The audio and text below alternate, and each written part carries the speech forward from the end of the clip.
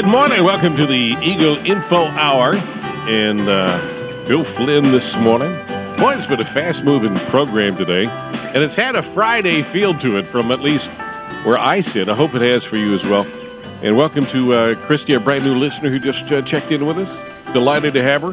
Excited to find out she can listen online anywhere she goes, whether on this planet or elsewhere. Maybe I did stretch that just a little bit. I want to welcome this morning a voice that's familiar to you if you listen to AM980 the Eagle, and that is W.B. Ward of Ward's Daily Almanac. Good morning. Good morning, sir. Do people call you W.B.? W.B., and some people coincidentally also call me Bill.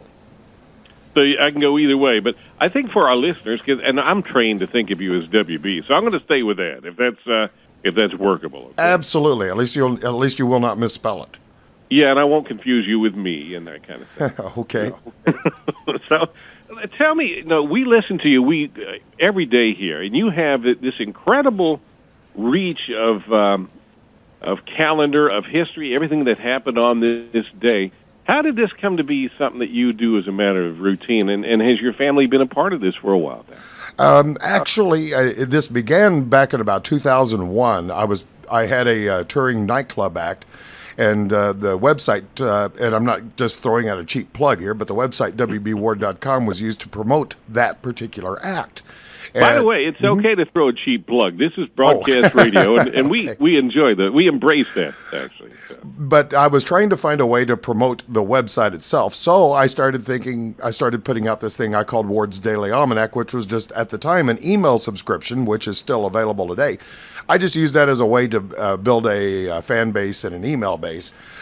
Since then, however, Mother Nature decided to give me 2 strokes, and I'm no longer able to perform. So now the website has a completely different focus, and we just went with the almanac from there on, and that's what happened with that. Well, God bless you. I didn't realize that you had suffered not 1 but 2 strokes. So yeah. that's you sound very, very. Yeah, I came out okay. Yeah, I came out okay. I just go through life now knowing that I've had 2 strokes, and I just hope life is not like a baseball game. Well. So it sounds, though, as though you have really developed a passion for this work. I'm sure, like anything else, you've got to approach it with a sense of professionalism, of course. Yeah.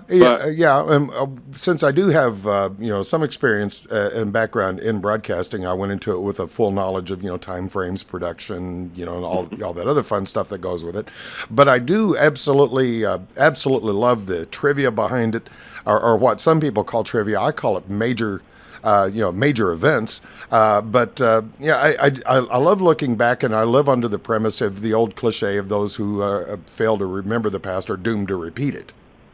That's a very powerful bit of wisdom we should never be far from. But I think it's interesting, and help us understand, for the non-broadcast aficionado, for the person that has never been in a radio station, when we say that you do really the whole thing, you research it, you write it, you produce it, yep. You do the editing, you're the distributor, you're the syndicator, you're the manager.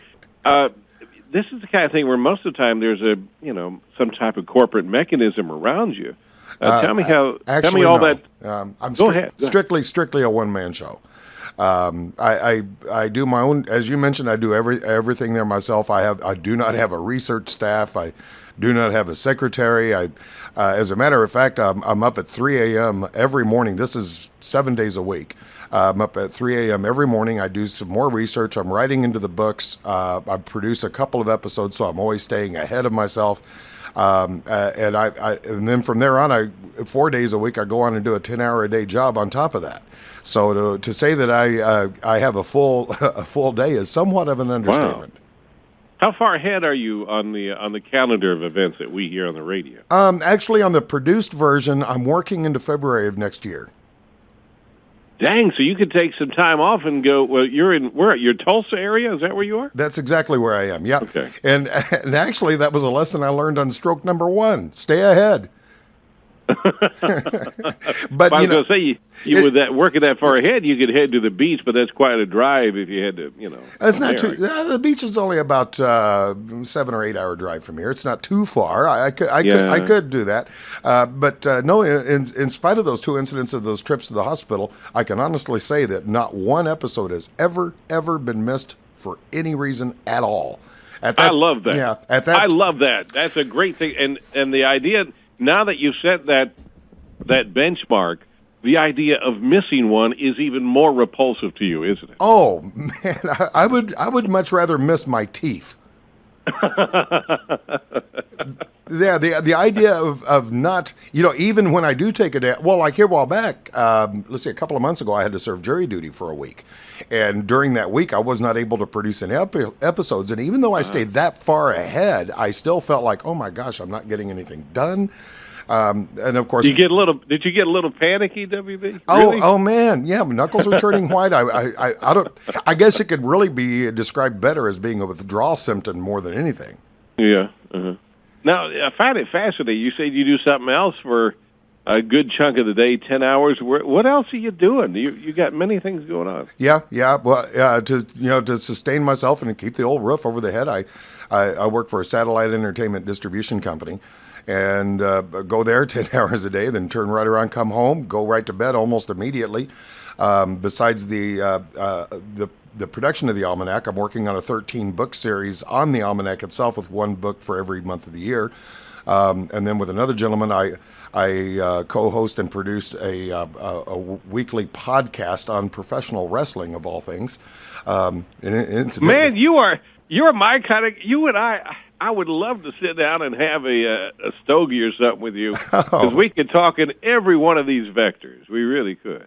Yeah, professional wrestling has always been a passion of mine. My little brother was a wrestler for a while. I worked for World Class Championship Wrestling as a ring announcer back in the day. You didn't? Oh, yeah. You were a ring announcer for wrestling? For wrestling, yeah. One of my first shows that I ever did was in a little tiny arena in Muskogee, Oklahoma, when World Class Championship Wrestling, which later evolved to WCW, which was eventually ate up by WWE, I showed up at the arena, saw the card, and I saw some names that were very familiar to me, like the Von Erichs and people like that. And I thought, oh man, this is going to be so awesome. But there was one guy down there I'd never heard of before. His name was the Missing Link. And so the wrestling match was going on really, really good. And then I was not concerned with any wrestlers at all until I introduced the Missing Link, and I looked up and I saw this bald-headed green guy coming to the ring. For the first time, I was getting nervous. Hey, we're going to, as you understand broadcast, we're going to take a short break, and we'll come back and find out more about the effervescent and fascinating W.B. Ward on AM980 the Eagle. And maybe he'll give us some more insights about his work with calendars, and maybe help us avoid some of the mistakes of the past. Coming up on the Eagle. Call now. The number is 896-1980, AM980 the Eagle. Flynn, and we continue the fascinating discussion with our buddy W.B. Ward, who is very familiar to you if you listen in the morning between 6 and 7 with Smith Patterson in our news hour.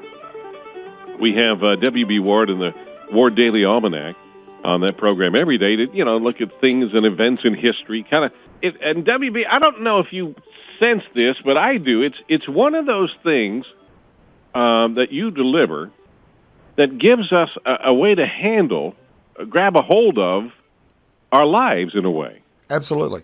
Absolutely. A point of reference that we're not just floating out there. Oh, on this day, Neil Armstrong walked on the moon. I remember that, or maybe my mom and dad remember that kind of thing, Oh, yeah, and don't forget, too, what we would call the trivia or the mundane things that happen. Yes, what you just mentioned, the man walking on the moon, is, in my opinion, one of the greatest events of all time. If you look at this from the idea of being like a geography lesson, the events like walking on the moon, signing of the Declaration of Independence, the 9/11 attack and things like this, Pearl Harbor, those are all giant boulders and stuff. But by comparison, it's the small events that really make our culture.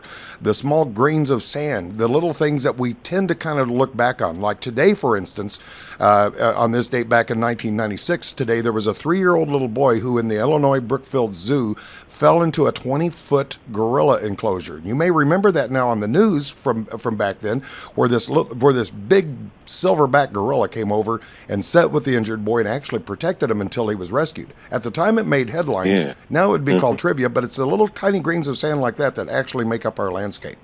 Yeah, it helps us connect in such a disconnected world. In fact, just this morning we did a trivia contest about that kind of a thing, and it was in 1962 the Beatles fired their first drummer. Who was he? Pete Best. And somebody somewhere, you knew. Yeah. Of course you knew. Yeah, you can't win. You're on the show. Okay. But we may find a consolation prize just because we like you. So, and I'm just so darn lovable. Yeah, and humble and all of that. So, now, I find it very interesting that you are the first word that comes to mind is, and it's going to sound like an insult, but it's not. It's really a great thing. A compost, because you have so many of these vectors of your life. You've talked about being involved with professional wrestling. You used to do a stage show. What did you do on the stage show? Well, I started out as a magician, but I morphed over to what was called a mentalist.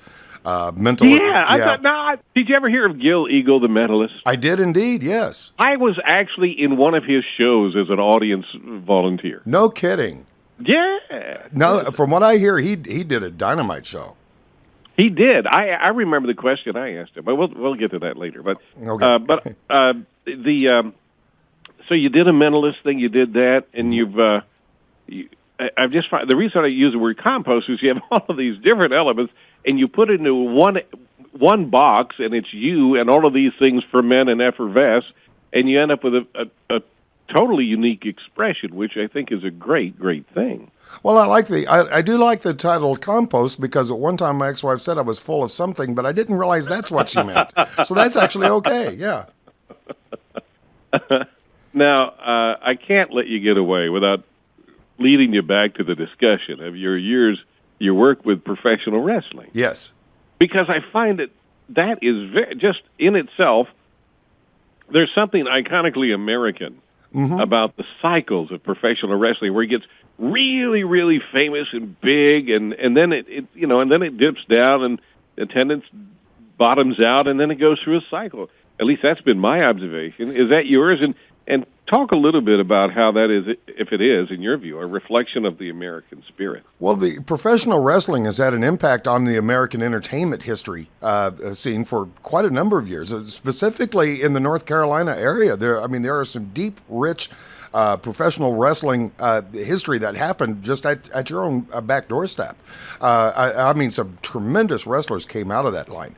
With professional wrestling being the entertainment form that it is, it attracts all demographics, all ages, both sex. I was going to say all sexes, but I think that pretty well limits down to two. Thank you for that. There has been some question, but I think you're accurate, and that's important. Yeah. But it has attracted so many people, and a lot of people don't realize how popular this form of entertainment is. I mean, I'm going to WrestleMania in April. Myself and my cohort going to go down there. We've scored some interviews and stuff. That's going to be really cool. But if you look just how many people are in attendance at a WrestleMania, and then look and see how many people are purchasing it on a pay-per-view, and just in how many countries that is translated for, you really start to understand the scope of professional wrestling. As a matter of fact, it's huge. The show that comes on Monday nights is now the world's longest episodic television show. It more than quadruples even Gunsmoke or I Love Lucy. It has really made a profound impact on entertainment. An interesting thing about, and as a lot of us in this part of the country might call it wrestling, and that is, people will find different things to appreciate. And for instance, somebody who's a young kid or, maybe not all that astute watching it can look at it just simply on its, the merits of what's happening in the ring. Other people are watching the storyline. Other people are watching the entertainment value and and the construction of it all. My favorite. My Yeah. favorite part of it are what are called the promos, and that's where they interview the wrestlers in between the matches, and they're throwing the challenges back and forth. That's my personal favorite of it. I can actually live without the matches. I like the promos. Now, I had a friend that was in professional announcing for WCW for a while. Cool. And he said, and he went on to do, after leaving that, went on to do some of the lower, more local circuit at the Armory wrestling kind of stuff, you know, or the local middle school, whatever, on the weekends. And he used a term I had never heard of before called a jumper. And well, listen, we got to break away here. We're not going to make this all about wrestling, but I find it a fascinating part of the package that you bring here. So hang on, and we'll be back with more of from Ward's Daily Almanac, the show of all time as it's referenced. We have with us W.B. Ward on AM980 the Eagle. I'm Bill Flynn. If you want to join in our conversation, 896-1980. Call now. The number is 896-1980, AM980 the Eagle. Good morning. It's 9:35. Bill Flynn this morning. And coming up just after 10, you're going to hear from Laura Ingram from 10 to noon. Then it's Mike Huckabee at noon today. And Mike Gallagher at 2 o'clock, all throughout the day on AM 980. The fascinating discussion we're having right now, though, with the creator of Ward's Daily Almanac and a program that you hear each morning with Smith Patterson on the News Hour. It's W.B. Ward is with us on the line right now from Tulsa, Oklahoma. And how's everything in Tulsa, by the way? How's your weather out there? This has been an absolutely beautiful, beautiful summer for us. We haven't had too many days over 100. Usually we're up at about 110 for like 20 days in a row, but this year has just been... moly. Yeah, it'll bake your taters you walking down the street. But it has just been unbelievably beautiful up here this year. Good. We've had some very nice weather. In fact, last couple of days we've had a real break in the temperature, and it's just almost fall-like already here. But we're not going to dwell on wrestling too much, but I do want to. I brought up the issue of, do you know what a jumper is? Because let me just reset here. Your experience is very broad as an adult man now, and you've done a lot of things. Some of which you were involved in the profession of professional wrestling as an announcer, right? Yes. And I asked if you'd ever heard the term jumper before. Jumper, the only time I've heard it was in reference to a wrestler leaving one promotion and going to another, but there are many regional terms, so it's kind of hard to keep up with them all.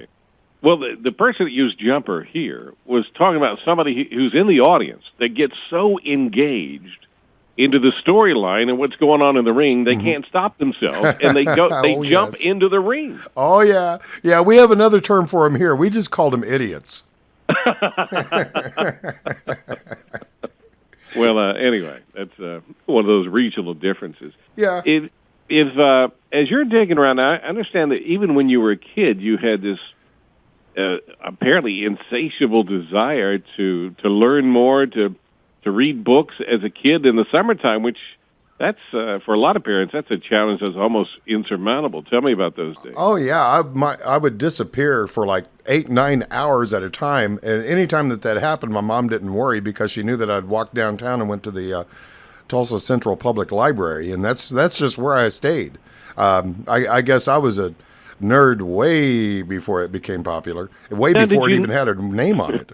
Did you notice all of your friends were out, I don't know, swimming or doing other summertime activities? No, and here you are. No, with your actually, nose in the books? Actually, when I was growing up, we were, it was, one of those, I was dirt poor when I was growing up kind of deal. The only thing was when I was a kid, I didn't realize that we were poor. I didn't know that, so I was okay with what was going on, and that was just one of the things that I found to entertain myself. What a great story, and it's a reminder of the specialness of the country we live in, where you can start with modest means, and you can make things on your own. And you're quite an entrepreneur. I think it's important to point out. I mean, to launch your own publication now, to have your own syndicated radio program. And by the way, how many stations do you have now? Where are some of them? I think 35. I think I'm right at 35 now. Congratulations. Thank you, sir. Yeah, and they're spread across all across the country. I did flips and somersaults not too long ago. I found out I'm in the Virgin Islands. And I haven't been able to confirm it yet, but I've received one email from Stuttgart, Germany, from somebody who told me they listened to me on Armed Forces Radio Network. I haven't been able to confirm that one yet, but I think that is just awesome. Isn't it amazing with the technology that we have? I mean, if you wanted to, and I'm not asking you to share any secrets, but if you wanted to, you could do the show in your pajamas from your bedroom, and nobody would know. I'm laughing because right now you would not want to know. but no, you're correct. I know I haven't set foot physically inside of a radio station in over 10 years. As a matter of fact, my digital studio from which I'm talking to you now is in my little tiny apartment. The whole thing, even the talk show, the whole ball of wax is done right here. I've recorded all of my CDs in here. I've recorded all of my programs. I would rival my studio against anybody, but because, like you said, of technology, it's just so easy to do now. It's almost frightening.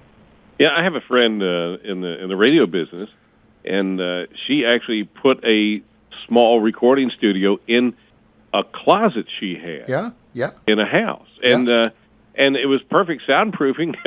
Oh yeah! If you get inside, if you drag your microphone inside of a walk-in closet with all the clothes hanging around, it's perfect. It's a great little vocal room. It really is.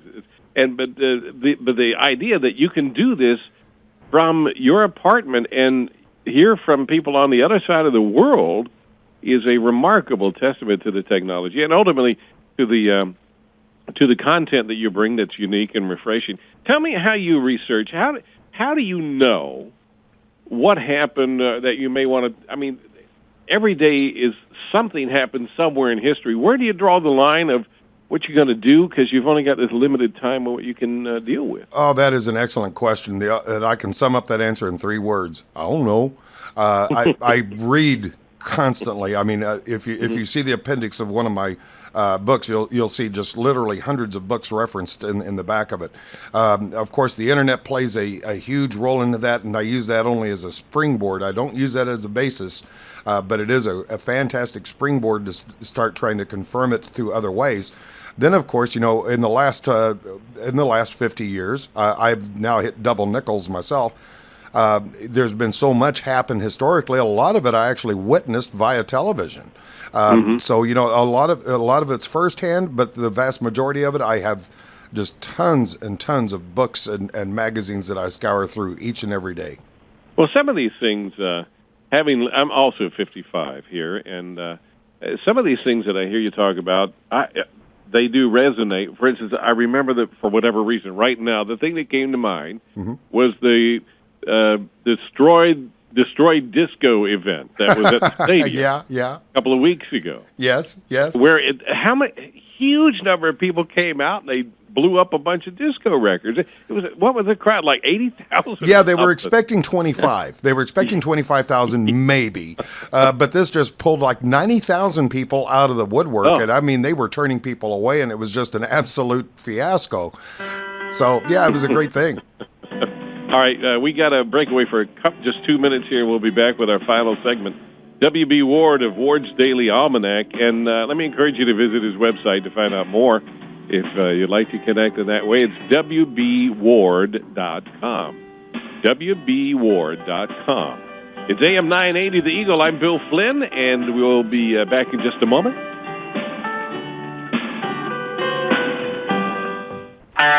Call now. The number is 896-1980. AM980 the Eagle. Good morning. We continue with the man behind Ward's Daily Almanac. His name is W.B. Ward, and he does the program each morning. How long does that show run, W.B.? 1 minute, 59.5 seconds. And I'm sure you're, from everything we've talked about, you're the guy that likes to see that exactly time out to 1.59. Oh, yeah. It's guaranteed to be within 1/100th of a second. And and you're not going to let it vary. Nope. You're going to use every tool available, and sometimes you try to get it to be that without doing any tinkering too, I bet, don't you? Yep. It's done as meticulously as possible. It takes me 45 minutes to produce one episode, so I do put some work into that. Yeah, and that's just the production time. That doesn't count all the research that you're doing for that time. That's true. That probably comes out to like 6 to 7 hours per show. So when people say you do a 1 minute or 2 minute show on the radio, what do you do with the other 23 hours and 58 minutes of your day? I'm working into next year, so my history will keep on going. History is just like the present. It's living and fluid. History does not end. Even after we end, the history will continue until it eventually catches up. Hey, have you ever found a situation where you maybe thought something and maybe it's taken as an absolute standard of belief, and then you really looked into it and said, that never happened? Or maybe something did happen that was profound that nobody ever really annotated so much. Yeah, the signing of the Declaration of Independence is the first thing that comes to mind. That did not could help with that one. Yeah, it did not happen on July 4th, 1776. Do I get a prize if I know when it happened? Only if I get one for knowing it was Pete Best who was the first drummer for the Beatles. July 2. That was when it started. It actually went over a period of about 6 months for everybody to actually come in and sign it. It didn't happen like what you would see in the painting. It's something we accept and we celebrate it as being traditional. But there are a lot of things that happen in history that didn't really happen exactly as we would like to think that they did. But the differences are not such that it changes the substance or the meaning of it, fortunately. And I think that's a compelling and good thing. But it's also just a great check that really researchers are key in. Do you consider yourself a historian in that sense? More like a collector. But yeah, I've been called that. It took me like 7 months to allow myself to be called an author, because I'm not. I don't really look at myself as writing a book. But I have a real hard time with those titles. But yeah, I guess I am.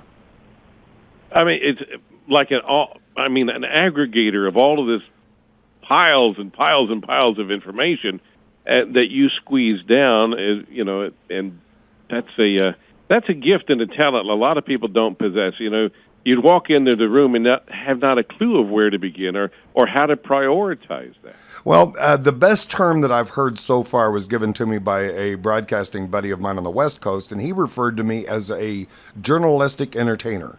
And I think that probably sums it up better than a historian or author or anything like that. I think that pretty well caps it. One of the things you do, I think, very well is something we in the business call a teaser, where you come on for a moment and you say, you're not going to believe what happened on this day in 1977, and I'll tell you in just a moment, and then a sponsorship message may come in. And that's a place where you can really sell the program, and I think you do that routinely very, very well. Where does that come from, that ability? Well, thank you for noticing that. That's something that I'm very conscious of, and I do. I really think about those things. Actually, I developed that from a broadcaster that grew up in the same area, and that was a man who was truly a master of the tease, and that was a guy by the name of Paul Harvey. And I drew upon his example on many of the ideas that I follow. I don't compare myself with Mr. Harvey or Mr. Arant, as we called him here, but he was definitely a very strong influence to me.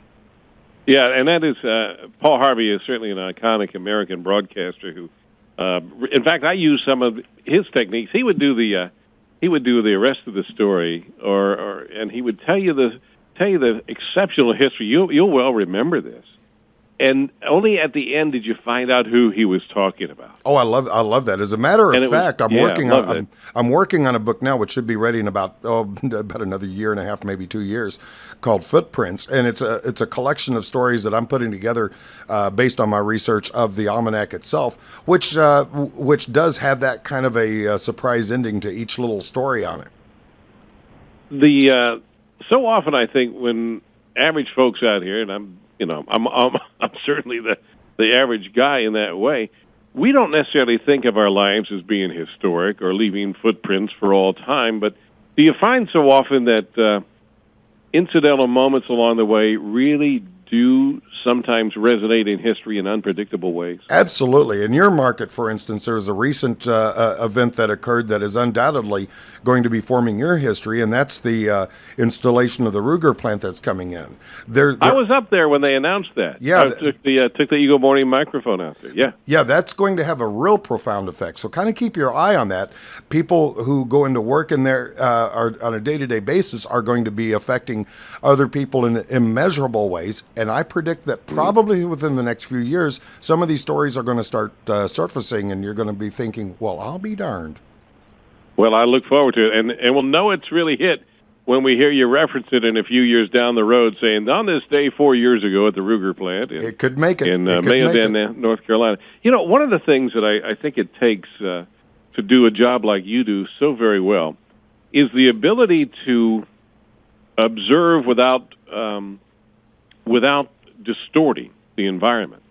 And I say that because one of my favorite things to do, if I look at an old piece of, maybe it's simply an old photograph, and the subjects are standing there front and center in the photograph, but my eye, more often than not, is drawn to the surrounding story. For instance, the kinds of cars that were parked on the roadway behind them, or some nuance of what it was of the time, the era that is captured, maybe not so much in the subjects, but in how they're surrounded. Does this make any sense to you as somebody who deals with history on a routine basis? Absolutely, and your analogy to the photograph is actually excellent, because I look at myself as being somewhat of a historic photographer.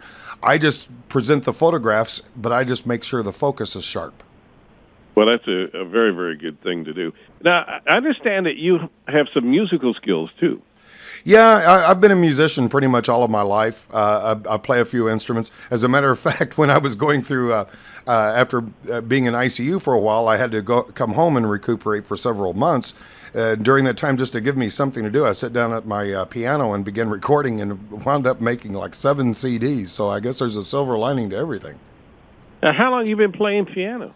I think I started when I was about 4. I'm just, professional wrestler, piano player, a stage magician and medalist, a historian. What else am I leaving? What else don't I know about? Well, I make a pretty good pizza. Oh, now you're killing me. During one of the breaks, I went and talked to our producer, Alex Seals, who you know and helped arrange our meeting today. Yes, nice young man. And you want to know the word he used in this conversation this morning? All right. You want to mention it to him, Alex? He's pulling the mic over. Okay. What? Yes. Bill has a man crush on you, is what it seems like to me. I truly am fascinated by interesting people. Oh, wow. Wow. See, I can't bear to repeat it, but the layers of the onion and how it gets presented is truly fascinating to me. Well, onion's pretty close, because any more these days I do feel like a vegetable. So yeah. So you play? Have you the music you play? Are these original compositions? Original arrangements. Okay. I do like there's a classical version.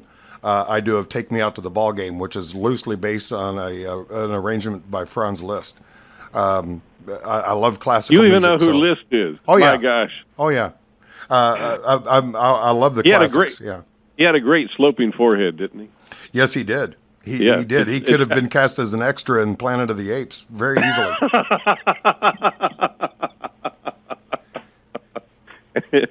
Okay. Is there anything else that's elemental about who you are that we haven't mentioned yet, or have we pretty much covered the bases? Well, the elements? You really humble me. I don't know of anything else I could possibly add. But yeah, my experiences are varied, I will admit. But most of that was brought out of boredom and the inability to pay attention to any one thing at any one time. Are you kind of, the term now is ADHD? I mean, can you float from one thing to another? Your transmission is ready to move in any direction kind of thing? Oh, yes. And I'll do that like 10 times this morning probably. All right. Well, thanks for doing it on this fast-moving hour on the show. And we're out of time, but I want to thank W.B. Ward, and you can go to his website, wbward.com. And we'll hear you Monday morning on Ward's Daily Almanac, okay? Have a great one. All right, thank you so much. Fascinating guy, isn't he? It's AM 980.